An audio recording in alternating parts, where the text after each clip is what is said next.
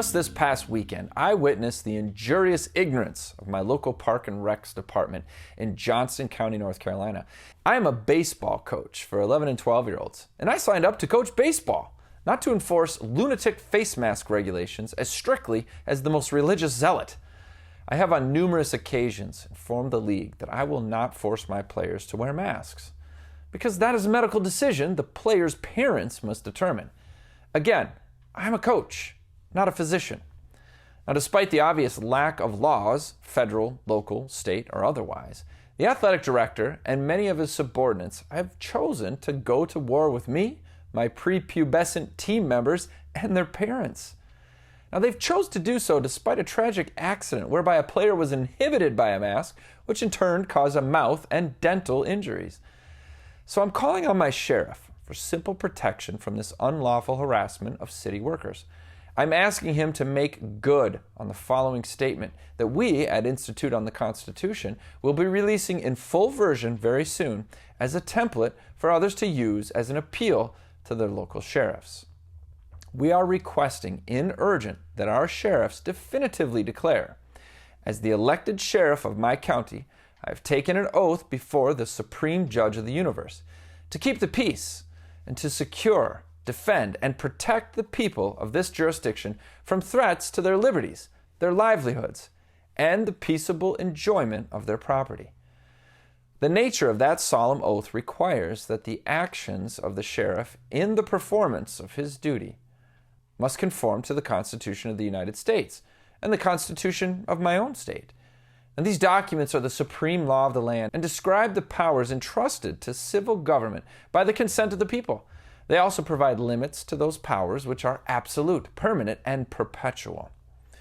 In March of last year, the governor of this state issued executive orders closing businesses, churches, schools, even parks and recreation departments, denying the people of their state their God-given and constitutionally protected right to travel, to worship, to assemble, to exercise personal autonomy respecting wearing face masks or medical devices.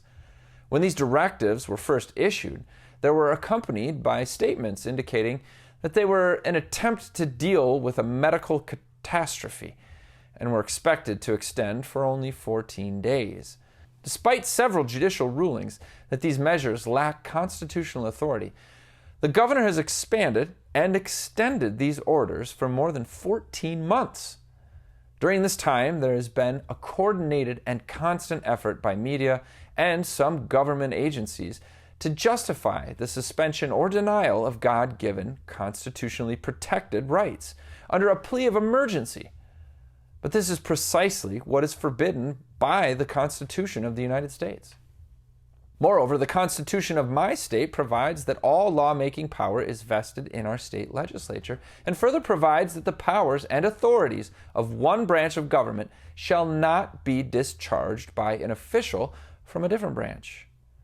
Lawmaking power being thus vested in the legislature, the governor has no constitutional authority to make law. Therefore, the edicts of the governor, or a health department subordinate, whether they are characterized as mandates, orders, proclamations, or directives, are not law and cannot be lawfully enforced. In point of fact, no governor, state agency, or local recreation worker has the authority to suspend the Constitution.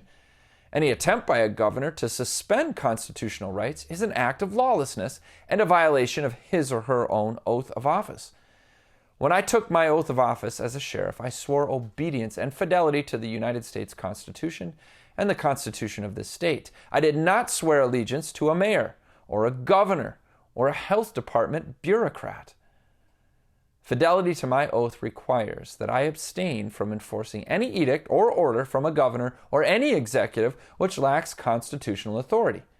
Moreover, my sworn duty requires that I resist such edicts and orders and act in such a manner as to shelter and protect the citizenry from all acts of lawlessness, even and especially when they originate from civil authorities. The people of my county are entitled to the protection of their God-given and constitutionally protected rights. As the elected chief law enforcement official of this jurisdiction, it is my responsibility, duty, and privilege to do everything in my lawful power to protect, defend, and secure these rights. And I fully intend to.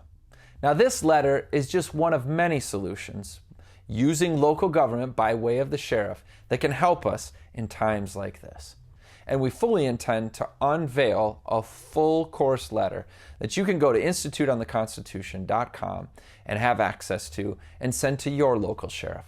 This is Jake McCauley with the Institute on the Constitution, bringing you the American view. Thank you for watching our weekly commentary on the Constitution. You can join us in our mission to restore the constitutional republic through grassroots education by praying. Pray for our ministry, or join our Heal Our Land prayer campaign. You can also study our materials.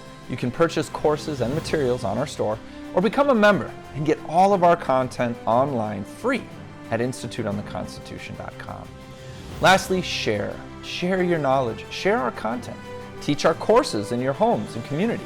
We can provide the materials, the facts, and the support, but we need you to be there and be the hands and feet of this movement. Thank you.